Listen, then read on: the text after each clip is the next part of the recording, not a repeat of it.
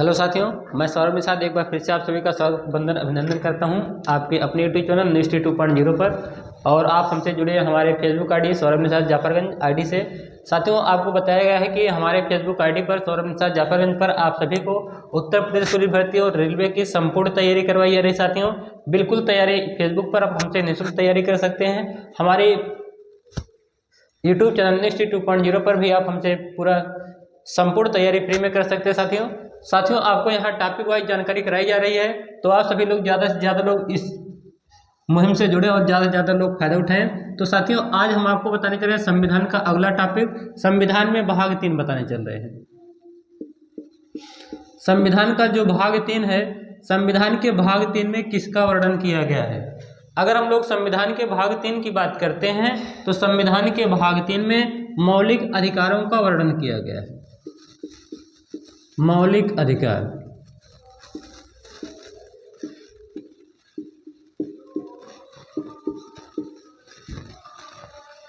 साथियों अगर हम लोग मौलिक अधिकार की बात करते हैं तो मौलिक अधिकार संविधान के अनुच्छेद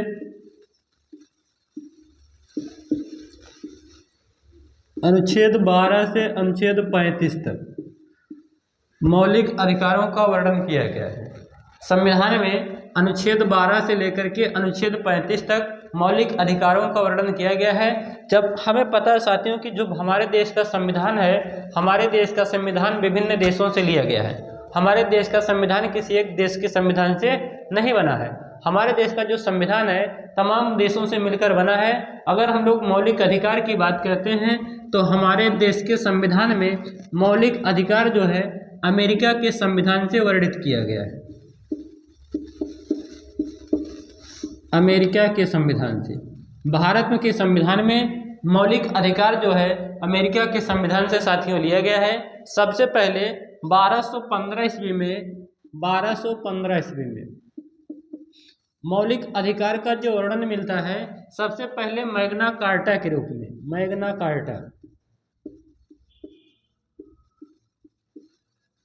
मैग्ना कार्टा के रूप में साथियों मौलिक अधिकार का वर्णन मिला था। और ये 1215 ईस्वी में मैग्ना कार्टा का जो वर्णन किया गया था इंग्लैंड के संविधान में किया गया था। इंग्लैंड के संविधान में मैग्ना कार्टा शब्द का प्रयोग किया गया था और यही मैग्ना कार्टा मौलिक अधिकार का रूप बना। तो सबसे पहले अगर हम लोग मौलिक अधिकार की बात करते हैं, फ्रांस के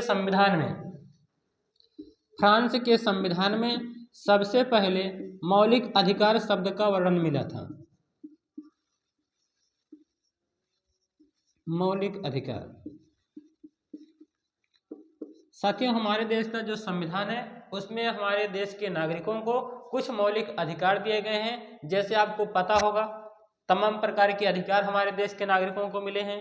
पूरे भारत में कहीं भी विचरण करने का अधिकार हो गया, कहीं पर आपके भाषण देने का अधिकार हो गया, या कहीं पर आपको शिक्षा ग्रहण करने का अधिकार है। तो बहुत से अधिकार आपको हमारे संविधान के द्वारा दिए गए हैं। आज हम बताएंगे आपको हमारे देश में जो संविधान में कौन कौन से अधिकार सभी नागरिकों को प्रदान किए गए हैं।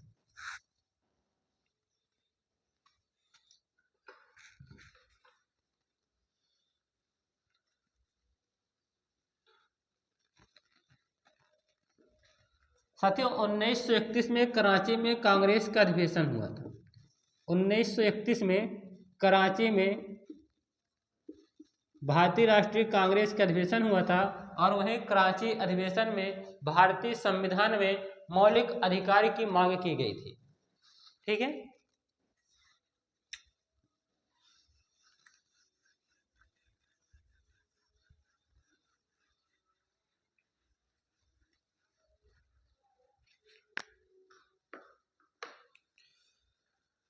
हमारे देश के संविधान में साथियों 6 प्रकार के मौलिक अधिकार वर्णित हैं। सबसे पहला मौलिक अधिकार है समानता का अधिकार। समानता का अधिकार।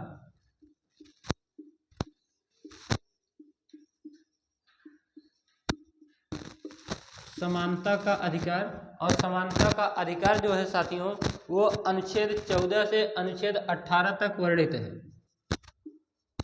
अनुच्छेद 14 से लेकर के अनुच्छेद 18 तक।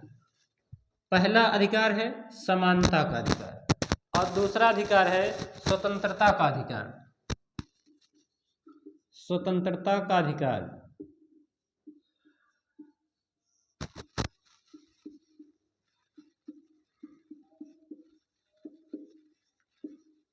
अनुच्छेद 19 से अनुच्छेद 22 तक हमारे देश के संविधान में स्वतंत्रता के अधिकार का वर्णन किया गया है। और भी अगर हम लोग बात करते हैं, तीसरा अधिकार जो है शोषण के विरुद्ध अधिकार। शोषण के विरुद्ध अधिकार।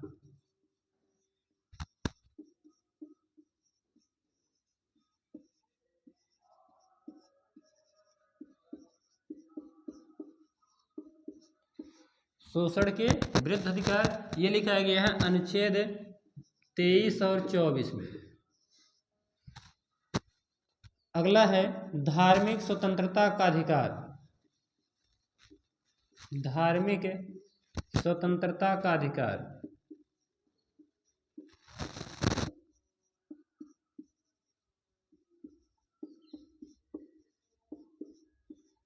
अनुच्छेद 25 से 28 तक।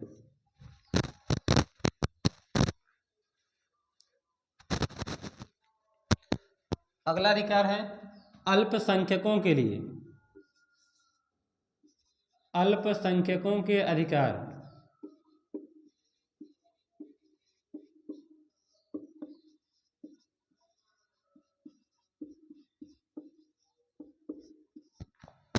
अनुच्छेद 29 और 30। अनुच्छेद 29 और 30 में अल्पसंख्यकों के हितों की बात की गई है। और साथियों जो अंतिम और 6वां अधिकार है संवैधानिक उपचारों का अधिकार। संवैधानिक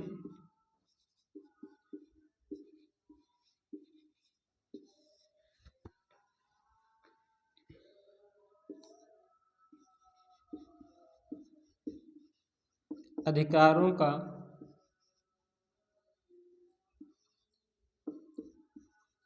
उपचार। अनुच्छेद 32।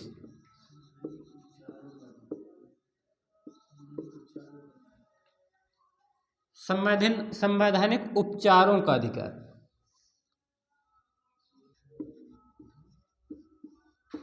संवैधानिक उपचारों का अधिकार। तो साथियों हमारे देश के संविधान में 6 प्रकार के अधिकार हैं। आज हम आपको बताएंगे ये जो 6 प्रकार के अधिकार हैं नागरिकों को कैसे कैसे प्रदान किए गए हैं, इन अधिकारों का तात्पर्य क्या है, ठीक है, इन अधिकारों का क्या मतलब है, इन सभी बारे में आज हम आपसे चर्चा करने वाले हैं। साथियों किसी भी कंपटीशन एग्जाम की आप तैयारी करते हैं, यहाँ से क्वेश्चन पूछे जाते हैं। तो बहुत ही महत्वपूर्ण वीडियो आज की है साथियों। ज़्यादा से ज़्यादा लोगों में यह वीडियो शेयर करें ताकि ज़्यादा से ज़्यादा लोग संविधान के बारे में जान सकें और हमारे देश के जो नागरिकों को अधिकार हैं वो अपने अधिकारों के बारे में साथियों जान सकें। चलिए सबसे पहले आपको पॉइंट बताते हैं समानता का अधिकार, जिसका वर्णन किया गया है अनुच्छेद 14 से अनुच्छेद 18 के अंतर्गत।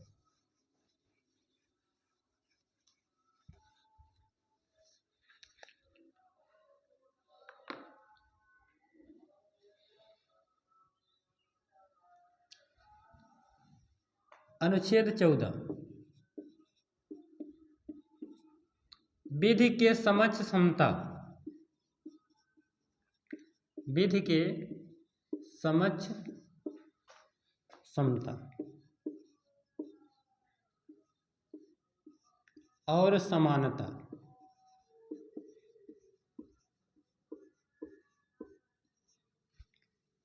साथियों पहला अनुच्छेद 14 में क्या बताया गया है, अनुच्छेद 14 में जो अधिकार दिया गया है वो अधिकार है विधि के समक्ष समता और समानता। इनके कहने का मतलब है और इसी में है विधियों के समान संरक्षण। विधियों के समान संरक्षण। साथियों अनुच्छेद 14 में बताया गया है कि हमारे देश का कोई भी नागरिक हो, चाहे वह गरीब छोटे वह नागरिक छोटे वर्ग का हो या नागरिक बड़े वर्ग का हो, सभी नागरिकों के लिए विधि मतलब कानून होता है। कानून सभी के लिए समान होगा। ठीक है, सबको क्या होगा, उचित। अगर कोई भी व्यक्ति क्या करता है, गलत कार्य करता है, तो हमारा संविधान अनुच्छेद 14 के अंतर्गत व्यक्तियों को गलत कार्यों को करने से रोकता है और उन्हें सलाह देता है कि हमारे देश का जो कानून व्यवस्था है, सभी नागरिकों को कानून व्यवस्था के अंतर्गत रहना है, किसी को भी कानून का उल्लंघन नहीं करना है। लोगों को क्या होता है, कानून के द्वारा उचित दंड दिए जाते हैं ताकि लोग क्या कर सकें, लोग डरें और अपने देश का उल्लंघन ना करें, देश का सम्मान करें, लोग हर एक दूसरे नागरिक का सम्मान करें। साथियों, तो कानून व्यवस्था जो है सभी के लिए समान होगा, ऐसा अनुच्छेद 14 में वर्णित किया गया है। ठीक है, कानून किसी के साथ अन्याय नहीं करेगा, इसका भी वर्णन अनुच्छेद 14 में साथियों बताया गया है। अब आपको पता होगा इसी अनुच्छेद 14 के अंतर्गत हमारे देश में तमाम प्रकार के उच्च न्यायालय हैं। ठीक है, हाई कोर्ट है, सुप्रीम कोर्ट भी हमारे देश में है। सुप्रीम कोर्ट दिल्ली में, जैसा कि आप सभी को पता ही होगा। ठीक है, और अलग अलग राज्यों के लिए अलग अलग हाई कोर्ट होता है, अलग अलग जिलों के लिए जिला कोर्ट होते हैं साथियों। ठीक है, कचहरी होती है। ये सभी जो व्यवस्था की गई है वास्तव में अनुच्छेद 14 के अंतर्गत ही की गई। बात क्लियर है? तो इसके बाद दूसरा पॉइंट हम आपको बताते हैं, अनुच्छेद 15। अनुच्छेद 15 धर्म, जाति, लिंग, वंश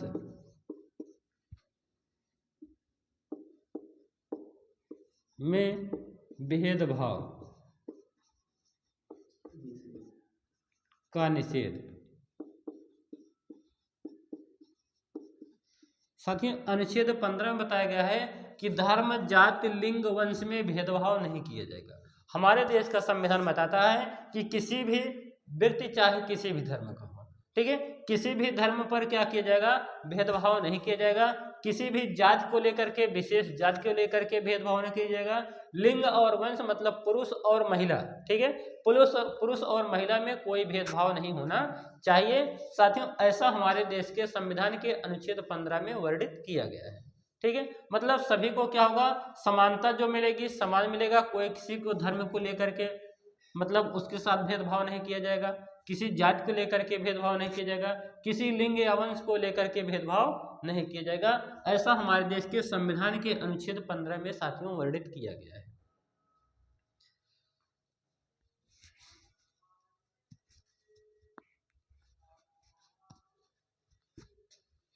अनुच्छेद 16। अनुच्छेद 16 किसका वर्णन है, लोक नियोजन में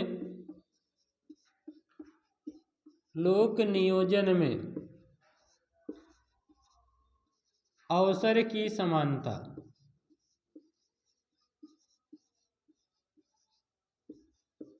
लोक नियोजन में अवसर की समानता अनुच्छेद 16 में, हमारे देश के संविधान के अनुच्छेद 16 में लोक नियोजन में अवसर की समता, ठीक है, इसका वर्णन साथियों किया गया है। ठीक है, और भी अगर हम लोग बात करते हैं, अनुच्छेद 17 की बात करते हैं। अनुच्छेद 17 किसका वर्णन है, उपाधियों का अंत। अच्छा ठीक है, अस्पृश्यता का अंत, अस्पृश्यता का अंत।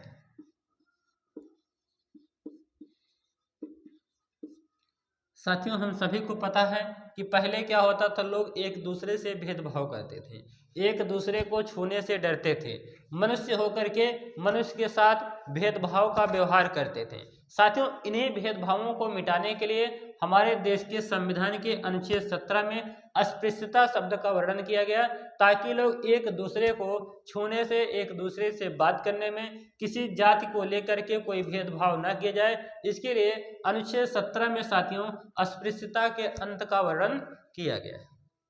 ठीक है, इसके बाद बात करते हैं अनुच्छेद 18 की, उपाधियों का अंत।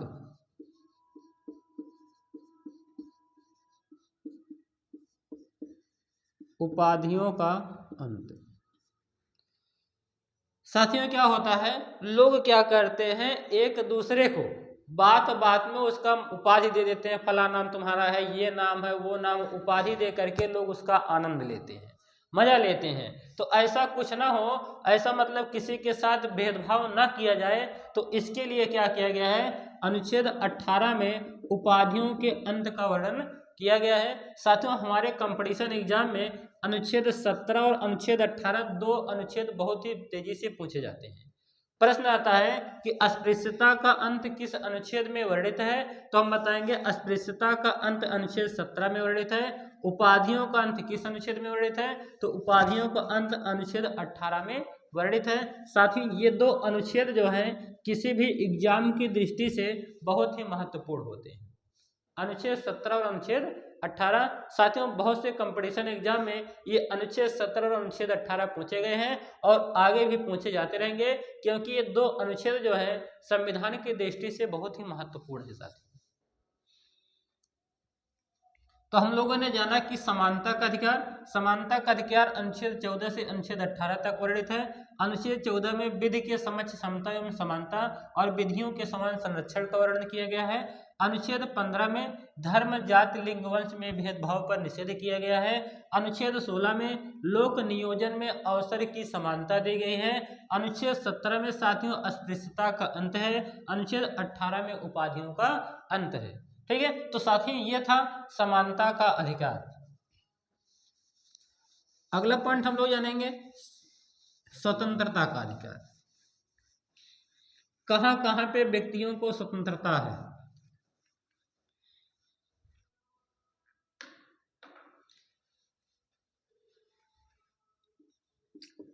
स्वतंत्रता का अधिकार।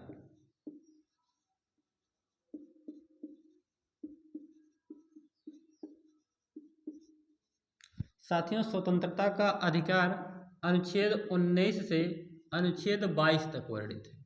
हमने आपको बताया कि स्वतंत्रता का अधिकार अनुच्छेद 19 से अनुच्छेद 22 तक वर्णित है। तो सबसे पहले बात आती है अनुच्छेद 19।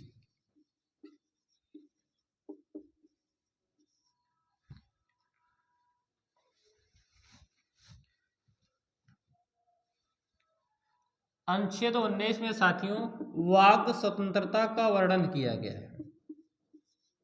वाक स्वतंत्रता, जो साथियों वाक स्वतंत्रता है ये 6 भागों में डिवाइड है। कितने भागों में डिवाइड है, 6 भागों में। आपसे अनुच्छेद 19 में बात करेगा कि अनुच्छेद 19 में किसका वर्णन है, तो हम बताएंगे वाक स्वतंत्रता का वर्णन किया गया है। अब वाक स्वतंत्रता में क्या होता है, वाक स्वतंत्रता को 6 भागों में बांटा गया है। सबसे पहले बात आता है कि अनुच्छेद 19(1), अनुच्छेद 19(1) लिखा जाए या ए लिखा जाए या का लिखा जाए, 3 प्रकार से लिखा जा सकता है।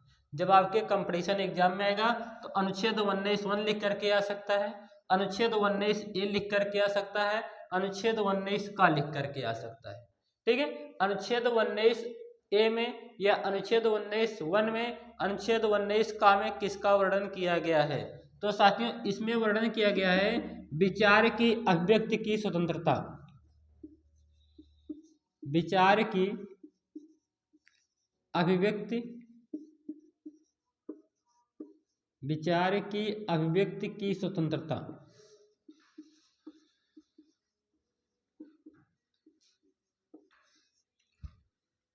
विचार की अभिव्यक्ति की स्वतंत्रता अनुच्छेद 19(1), अनुच्छेद 19 से अनुच्छेद 19 का में साथियों इसका वर्णन किया गया है। इसमें यह बताया गया अगर आप कहीं भी समाज में बैठे हैं या कहीं भी घर पर हैं, कहीं पर अपने देश के मुद्दे की बात आती है, तो यहाँ से आपके जो भी विचार हैं, यदि आपके विचार उचित हैं या विचार अनुचित हैं, तो आप अपने विचारों को समाज में बोल सकते हैं। समाज में आप क्या कर सकते हैं, अपने विचारों को प्रदर्शित कर सकते हैं। यदि आपका विचार उचित हुआ तो आपके विचारों को श्रेष्ठता मिलेगी, यदि विचार आपके उचित नहीं है तो आपके विचारों को श्रेष्ठता नहीं मिलेगी। इनका वर्णन साथियों अनुच्छेद 19 का में वर्णित किया गया है। कोई दिक्कत?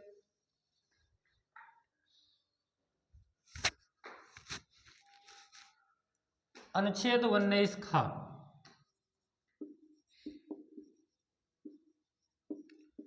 या हम बी बोलेंगे या सेकंड बोलेंगे। अनुच्छेद 19 बी में साथियों किसका वर्णन किया गया है? साथियों अनुच्छेद 19 बी में सम्मेलन की पूर्ण स्वतंत्रता है। सम्मेलन की पूर्ण स्वतंत्रता,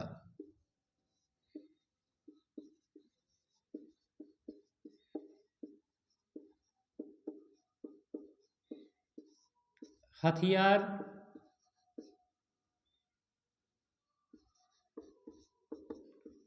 पर प्रतिबंध,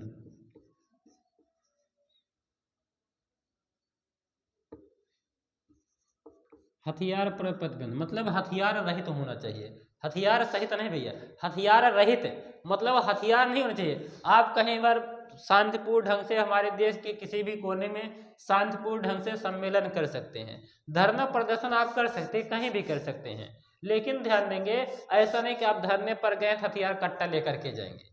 हथियार लेकर के आपको नहीं जाना है। कहीं भी हमारे देश में अगर आप जाएंगे तो कहीं पर क्या कर सकते हैं, सम्मेलन करने की आपको पूर्ण स्वतंत्रता है, लेकिन साथियों हथियार रहित, ठीक है, मतलब हथियार प्रतिबंध होना चाहिए, हथियार नहीं होना चाहिए आपके साथ। बाकी आप कहीं भी धरना प्रदर्शन कर सकते हैं, शांतिपूर्ण ढंग से धरना प्रदर्शन करेंगे। इसका मतलब ये नहीं कि आप जो मन में आएगा सब ऊट पटांग मचाएंगे, ऐसा कुछ नहीं है, ठीक है। स्वतंत्रता है आपको, आपको धरना देने की स्वतंत्रता है। आप कहीं भी क्या कर सकते हैं, सम्मेलन कर सकते हैं, 4 लोगों को बुला करके कोई कमेटी गठित कर सकते हैं, ठीक है, कहीं पर अपने विचारों को व्यक्त कर सकते हैं। लेकिन वो साथियों जो भी आप विचार व्यक्त करेंगे वो देश के हित में होना चाहिए, देश के लिए अनहोनी नहीं होनी चाहिए। अगर हम बात करते हैं अनुच्छेद 19 थर्ड की बात करते हैं तो इसमें संगठन की व्यवस्था की गई है, संगठन की स्वतंत्रता।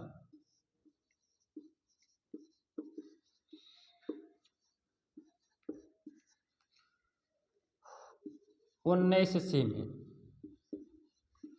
19C में साथियों संगठन की स्वतंत्रता मतलब आप क्या कर सकते हैं, 4 लोगों का समूह, 10 लोगों का समूह या 15 लोगों का समूह, कोई भी आप संगठन बना सकते हैं। जैसे एनजीओ एक संस्था है कि नहीं, ठीक है, एनजीओ एक संगठन है। तो अगर एनजीओ संगठन है तो एनजीओ संगठन की जो स्थापना की गई है अनुच्छेद 19C के अंतर्गत की गई है। आप भी अपने देश में, अपने गांव में, अपने समाज में कोई भी संगठन की स्थापना आप कर सकते हैं। इसके लिए आपको अनुच्छेद 19 का सी जो है स्वतंत्रता प्रदान करता है कि आप अपने लिए, अपने हित के लिए कोई भी संगठन कर सकते हैं, ठीक है।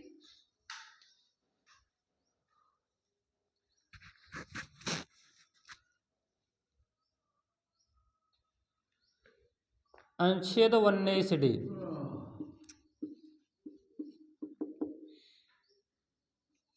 आबाद भ्रमण संचरण यह कह सकते हैं की स्वतंत्रता।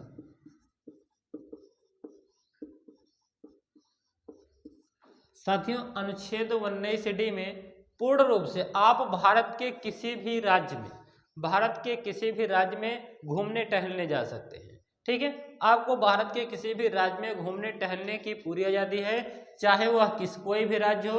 अनुच्छेद 19D आपको स्वतंत्रता देता है कि आप अगर भारत के हैं तो भारत में कहीं भी आप टहल घूम सकते हैं, इसकी आपको पूर्ण रूप से क्या है, आज़ादी है। लेकिन साथियों ध्यान देंगे ऐसी जगहों पर नहीं जा सकते हैं जहाँ पे प्रतिबंध लगाया गया हो। जैसे क्या होता है, कहीं कहीं जंगल जाते हैं, बड़े बड़े जंगलों में, नागालैंड के जंगल अगर हम देखते हैं तो नागालैंड या अरुणाचल प्रदेश के जो जंगल है, या साथियों हम लोग बात करते हैं मणिपुर के जो जंगल हैं, ऐसे जंगलों में प्रतिषेध लिखा जाता है, ठीक है। जंगल जहाँ से स्टार्ट हो जाते हैं वहाँ पर जंगल के अंदर प्रवेश वर्जित है। जहाँ साथियों प्रवेश वर्जित है वहाँ आपको भ्रमण करने की स्वतंत्रता नहीं दी गई है। संपूर्ण भारत में आप किसी भी शहर में जा सकते हैं, किसी भी राज्य में जा सकते हैं, किसी गांव में टहल घूम सकते हैं, आपको इसकी पूरी आज़ादी है। लेकिन जहाँ पर प्रतिषेध लिखा रहेगा कि मतलब प्रवेश वर्जित है, अब आप सोचें कि हम वही चले जाते हैं जहाँ प्रवेश वर्जित है, तो साथियों उसके लिए आपको दंडनीय अपराध मिल जाएगा, ठीक है। तो साथियों आपको घूमने की पूरी आज़ादी है, लेकिन प्रतिबंध वाले जगहों पर जाने की आज़ादी नहीं है। ऐसा आपको अनुच्छेद 19D वर्णित करता है। साथियों जो हमारे संविधान में अनुच्छेद 19D वर्णित है वो इसी से संबंधित है। बात करते हैं अनुच्छेद 19A की।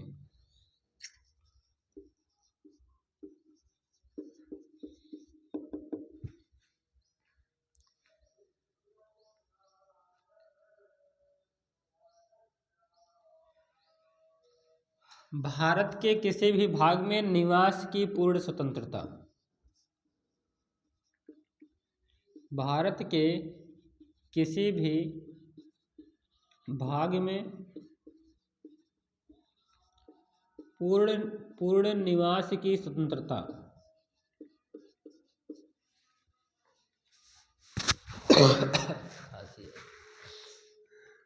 भारत के किसी भी भाग में पूर्ण निवास की स्वतंत्रता।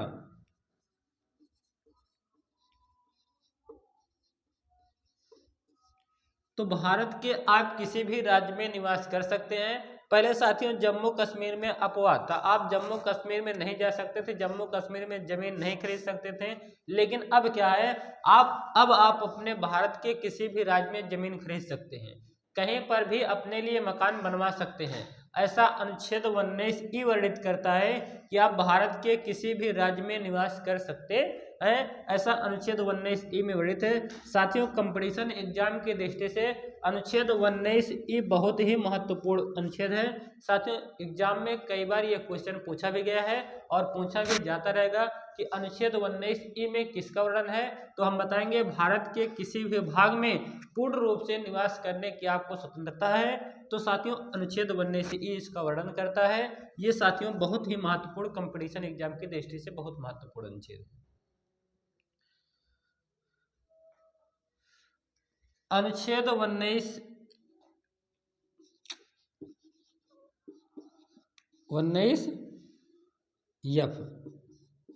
साथियों जी का वर्णन नहीं है। पहले अनुच्छेद 19G का वर्णन मिलता था। तो साथियों अनुच्छेद 19G का वर्णन पहले मिलता था, लेकिन अब अनुच्छेद 19 अच्छा इसमें क्या किया गया है, यफ नहीं है। पहले यफ का वर्णन था, अब साथियों अनुच्छेद 19G का वर्णन है। यफ में क्या था, अबाध रूप से धन, कोई व्यक्ति कितना भी धन रखे उस पर कोई अंकुश नहीं होगा। लेकिन अब क्या है, जो धन रखने जो संपत्ति का अधिकार था साथियों, उसको संपत्ति के अधिकार को हटा दिया गया। और अनुच्छेद 19F में संपत्ति के बारे में जानकारी दी गई थी, इसलिए उसको संविधान से हटा दिया गया है। तो अनुच्छेद 19G में बताया गया है कि आप क्या कर सकते हैं, हमारे पूरे भारत में कहीं पर भी आपको जीविका अर्जित करने की स्वतंत्रता है। जीविका अर्जित करने की स्वतंत्रता।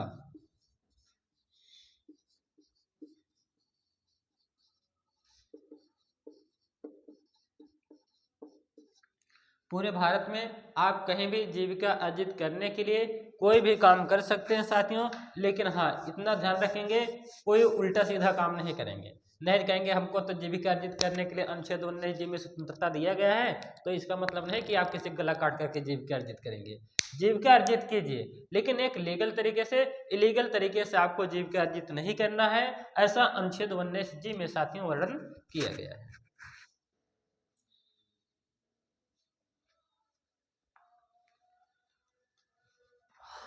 इसके बाद बात करते हैं अनुच्छेद 20 की।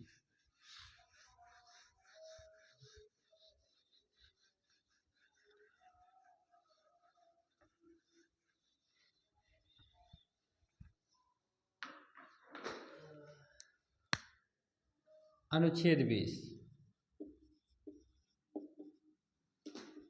अपराधों के लिए दोष सिद्ध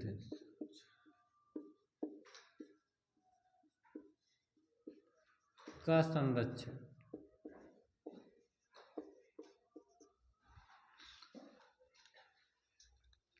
अनुच्छेद 20 में अपराधों के लिए दोष सिद्धि का संरक्षण है। इसका मतलब है कि अगर आपसे कोई अगर मिस्टेक हो जाती है, कि अगर आपसे कोई अपराध हो जाता है, चाहे अगर उसी साथ अपराध होता है, ठीक है, अगर आपसे कोई अपराध हो जाता है तो उसके लिए क्या होगा, चाहे एक अपराध हो, वही अपराध 2 बार हो जाए, वही अपराध 3 बार हो जाए, वही अपराध 4 बार हो जाए, तो अपराध चाहे जितनी बार हो जाए साथियों, उसके लिए आपको एक ही अपराध की सजा मिलेगी। ऐसा नहीं है कि अगर आपको एक बार में कई अपराध आपसे हो जाते हैं तो प्रत्येक अपराध के लिए अलग अलग सजा मिलेगी, ऐसा कोई प्रावधान नहीं है।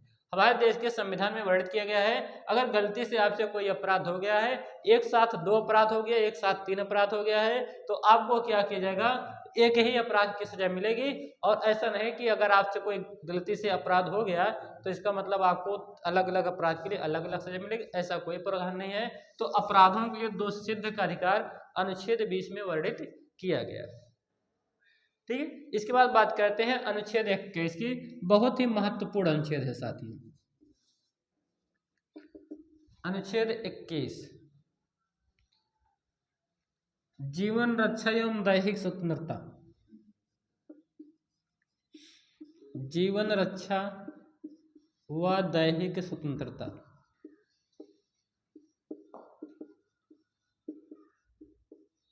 अनुच्छेद 20 में जीवन रक्षा एवं दैहिक स्वतंत्रता का वर्णन किया गया है।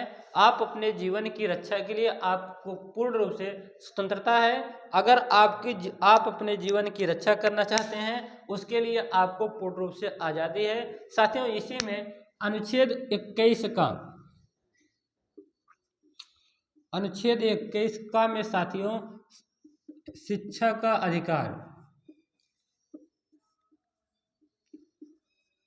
अधिकार और निःशुल्क शिक्षा, निःशुल्क शिक्षा का प्रावधान किया गया है।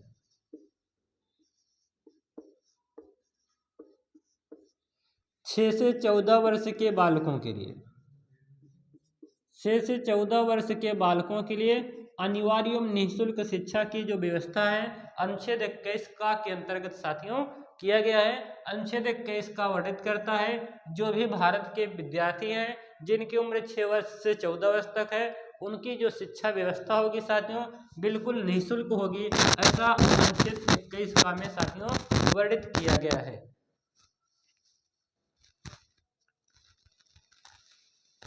अनुच्छेद 19 अच्छा ठीक है साथियों, अनुच्छेद 21 में कुछ और भी अधिकार आपको दिए गए हैं। जैसे क्या है, आपको विदेश घूमने की व्यवस्था, विदेश में कामकाज करने की व्यवस्था, पूर्ण रूप से सोने की भी व्यवस्था जो है अनुच्छेद 21 करता है। अनुच्छेद 21 जो है व्यक्तियों के स्वास्थ्य से संबंधित है।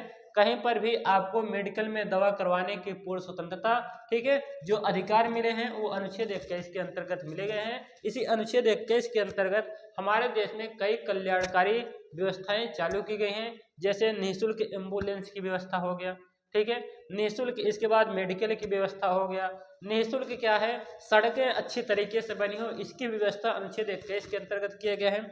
आप अपने देश के नागरिक हैं, विदेश घूमने जाना चाहते हैं, पासपोर्ट की जो व्यवस्था अनुच्छेद 21 के अंतर्गत किया गया है। तो साथियों अनुच्छेद 21 मानव के जीवन से महत्वपूर्ण रखता है, ये जो है मानव जीवन के लिए बहुत महत्वपूर्ण अनुच्छेद है, तो इसे जीवन रक्षा का अनुच्छेद कहा जाता है। अनुच्छेद 22 की बात करते हैं।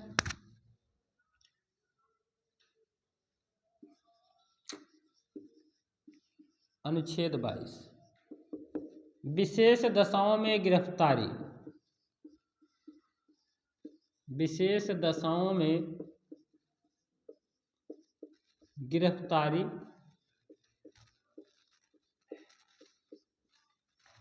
पर प्रतिषेध।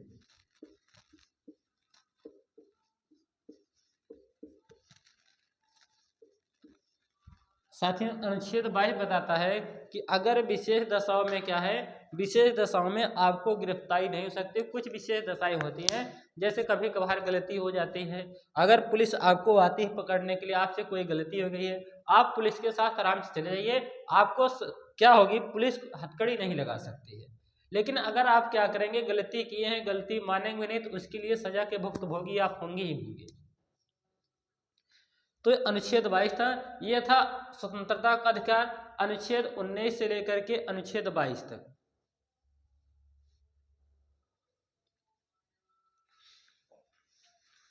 इसके बाद है शोषण के विरुद्ध अधिकार।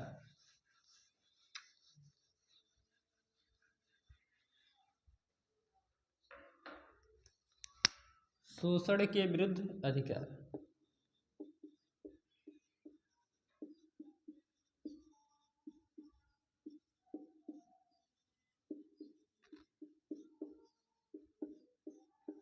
अनुच्छेद 23 और 24।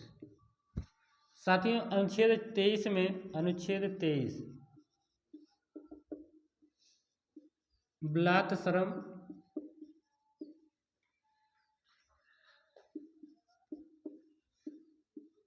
पर प्रतिषेध।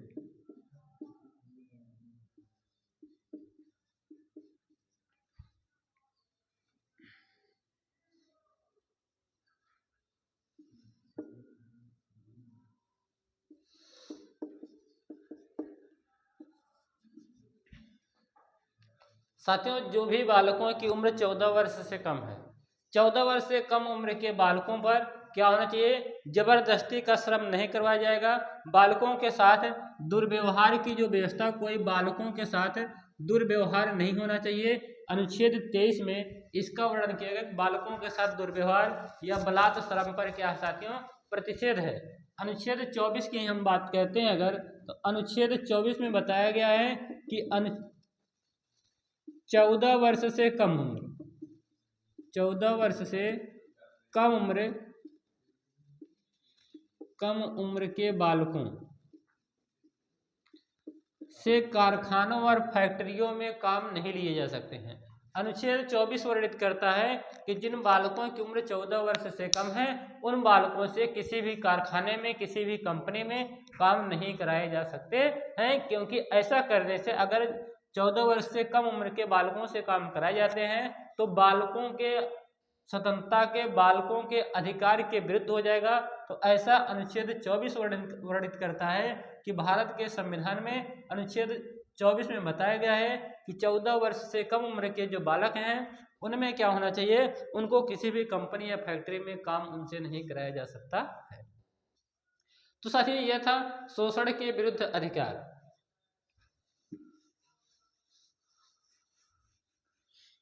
आगे हम लोग पढ़ेंगे अनुच्छेद 25 से अनुच्छेद 28 धार्मिक स्वतंत्रता का अधिकार। धार्मिक स्वतंत्रता का अधिकार।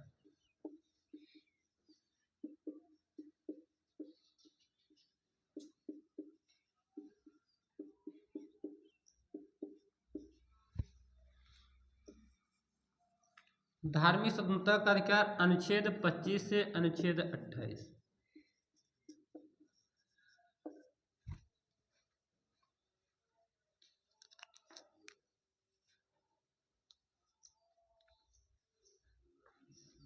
अनुच्छेद 25 किसी भी धर्म के मानने की स्वतंत्रता।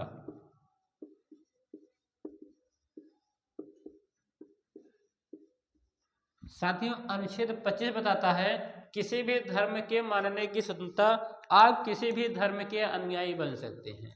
आपको जिस धर्म में विश्वास है आप उस धर्म के मानने की आपको पूरी आजादी है। आप किसी भी धर्म को आप मान सकते हैं, किसी भी धर्म के आप अनुयायी हो सकते हैं। ठीक है, इसको आपको अनुच्छेद 25 के अंतर्गत इसकी पूर्ण रूप से इसका वर्णन किया गया है। साथियों अनुच्छेद 25 में आपको धर्म की पूर्ण रूप से स्वतंत्रता प्रदान की गई है।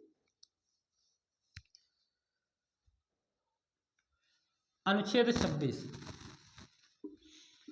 अनुच्छेद 26 में साथियों धार्मिक कार्यों की आजादी, धार्मिक कार्यों की स्वतंत्रता, धार्मिक कार्यों की स्वतंत्रता।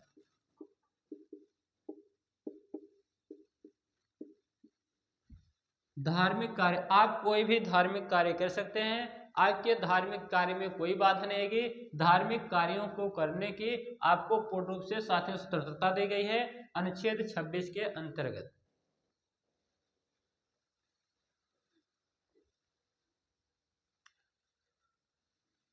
अनुच्छेद 27 धार्मिक कार्य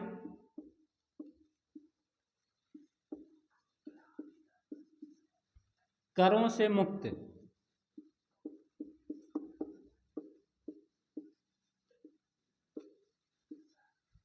साथियों अनुच्छेद 27 बताता है आप कोई भी धार्मिक कार्य करते हैं किसी भी धार्मिक कार्य में आपको कोई भी सरकारी टैक्स या सरकारी कर देने की कोई जरूरत नहीं है।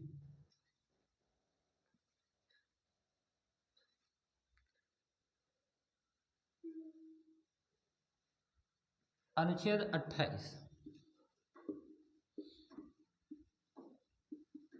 साथियों, अनुच्छेद 28 बताता है किसी भी विद्यालय में किसी भी स्थान पर जहाँ पे क्या है धार्मिक उपासना हो रहा है वहाँ पर कोई भी व्यक्ति विद्यालयों में शैक्षणिक संस्थानों पर शैक्षणिक संस्था पर अगर उपासना हो रहा है, प्रार्थना हो रहा है तो वहाँ पे कोई भी व्यक्ति शामिल हो सकता है। इसका वर्णन अनुच्छेद 28 में किया गया है। तो अनुच्छेद 28 बताता है किसी भी शैक्षणिक संस्था पर यदि उपासना का समय है, उपासना प्रेयर प्रार्थना हो रहा है तो वहाँ पर कोई भी व्यक्ति शामिल हो सकता है। इसकी पूर्ण रूप से साथियों स्वतंत्रता दी गई है अनुच्छेद 28 के अंतर्गत। कौन प्रक्रिया है वो?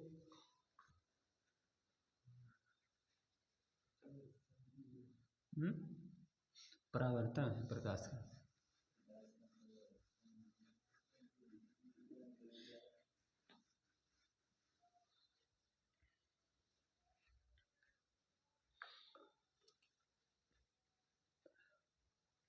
अल्पसंख्यकों को विशेष अधिकार, अल्पसंख्यकों को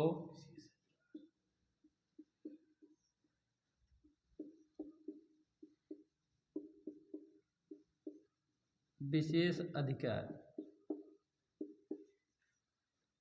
अनुच्छेद 29 और 30।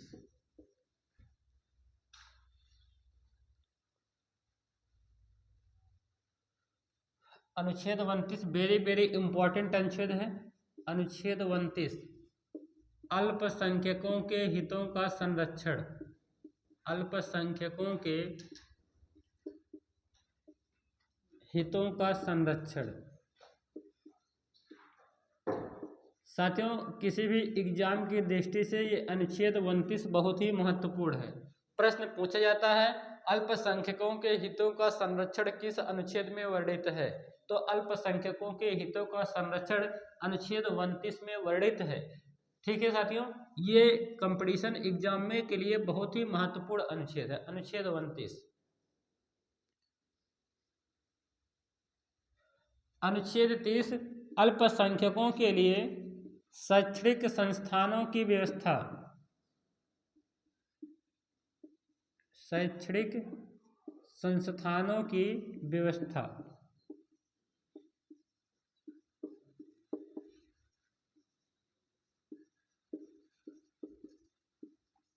तो अनुच्छेद 30 बताता है किसी भी अल्पसंख्यक के लिए, अल्पसंख्यकों के लिए शैक्षणिक संस्थाओं की व्यवस्था की जाएगी। इसका वर्णन अनुच्छेद 30 में साथियों वर्णित किया गया है। ठीक है, तो ये हो गया अल्पसंख्यकों के लिए विशेष अधिकार। पहला पॉइंट है अनुच्छेद 29 जो कि एग्जाम की दृष्टि से बहुत महत्वपूर्ण है, अल्पसंख्यकों के हितों का संरक्षण। दूसरा अनुच्छेद 30 है अल्पसंख्यकों के लिए शैक्षणिक संस्थाओं की व्यवस्था करता है।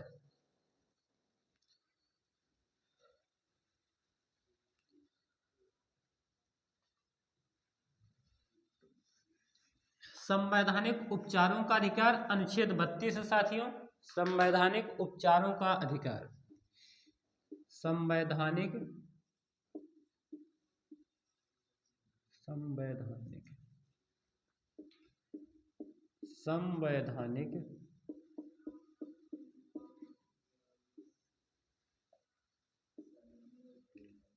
उपचारों का अधिकार।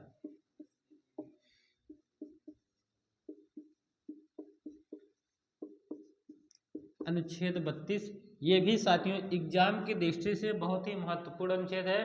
प्रश्न पूछा जाता है कि अनुच्छेद 32 में किसका वर्णन है? तो आप बताएंगे संवैधानिक उपचारों के अधिकार का वर्णन किया गया है। यह सीधा प्रश्न कह देता है कि संवैधानिक उपचारों का अधिकार किस अनुच्छेद में वर्णित है? तो संवैधानिक उपचारों का अधिकार साथियों अनुच्छेद 32 में वर्णित है।